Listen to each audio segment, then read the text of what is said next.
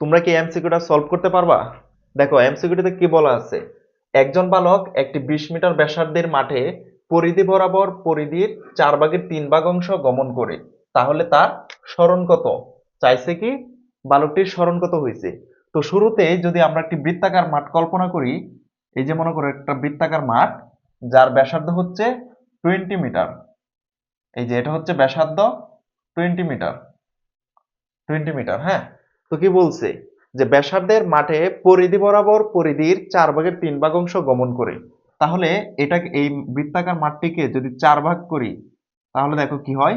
এটা মনে করলাম প্রথম ভাগ, এটা হচ্ছে দ্বিতীয় ভাগ, এটা হচ্ছে তৃতীয় ভাগ, এটা হচ্ছে চতুর্থ ভাগ।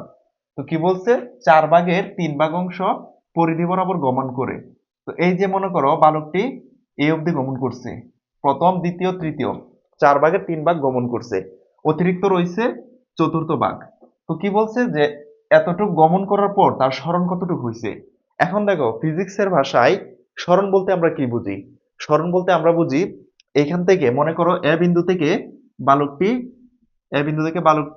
এই বি বিন্দুতে অতিক্রম করছে, তাহলে এই এ থেকে বি এর দূরত্ব, যে অতিক্রান্ত দূরত্ব, এটা কি সরণ? না। সরণের ডেফিনেশন অনুযায়ী আমরা জানি যে সরণ অলওয়েজ সরল রৈখিক পথ। তো সরণের বেলায় তোমরা একটা জিনিস খেয়াল রাখবা যে সরল রৈখিক পথে ক্ষুদ্রতম যে দূরত্ব অতিক্রম করে সেটাই হচ্ছে সরণ।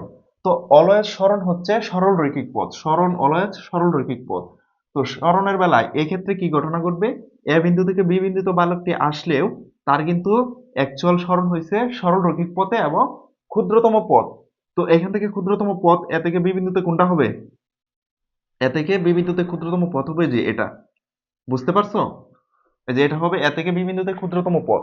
তো এবার তোমার চাইছেটা কি যে সরণ কত, অর্থাৎ এই যে এই অংশটুকুর মান বের করতে বলছে, এ থেকে বি বিন্দুর মান বের করতে বলছে, এ থেকে বি বিন্দুর মান বের করতে বলছে। তো এখন দেখো এই বৃত্তাকার মাঠটির যে 4 ভাগে ভাগ করা হয়েছে, এখানে এটা হচ্ছে ব্যাসার্ধ যার মান দেওয়া আছে 20 মিটার, এখানে এটা কত ডিগ্রি কোণে আছে, যেহেতু সমকোণে বৃত্তাকারের 4 ভাগের 4 ভাগে ভাগ করার ফলে এটা সমকোণে আছে।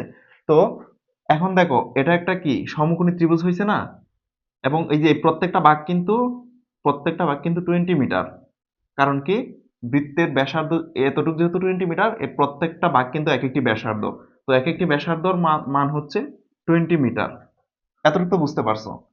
তো এই 20 মিটার আমরা কি জানি, আমরা একটা ইকুয়েশন জানি না, যে পিথাগোরাসের উপপাদ্য অনুযায়ী অতিভুজ স্কয়ার ইজ ইকুয়াল টু লম্ব স্কয়ার প্লাস ভূমি স্কয়ার। এখানে অতিভুজ কোনটা, এই যে যে সরণের অংশটুকু এটা হচ্ছে অতিভুজ, তাহলে এটাকে আমরা এ ধরছি, অতিভুজ স্কয়ার ইজ ইকুয়াল টু লম্ব কোনটা, লম্ব হচ্ছে এটা, তো এটাকে আমরা কি ধরবো, এটাকে ধরলাম আমরা এক্স, তাহলে লম্ব স্কয়ার প্লাস ভূমি কত, এটাকে ধরলাম ওয়াই, ভূমি স্কয়ার।